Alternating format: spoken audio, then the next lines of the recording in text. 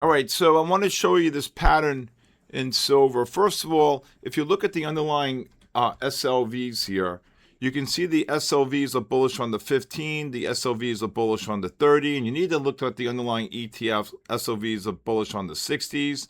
And then this pattern here, if you look at the S&P, if you look at silver, you can see how silver was bullish here on the 60-minute time, 15, and the 60-minute time frame. So when the 15 reverses to buy right here, it correlated with the 60-minute time frame. The 30 is still negative right now on silver, okay? And the strategy is on the buy disconnect.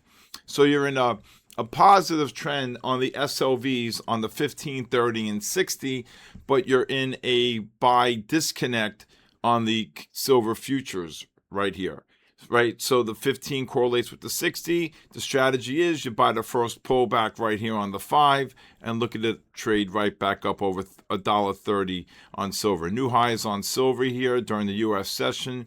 You can see here the trades normally last on a pattern, which this is a pattern, all right, anywhere from 1 to 8 bars. 1, 2, 3, 4, 5, 6, 7, 8. Okay, perfect pattern there on silver. Again, using the underlying ETFs to help you with the continuous contract.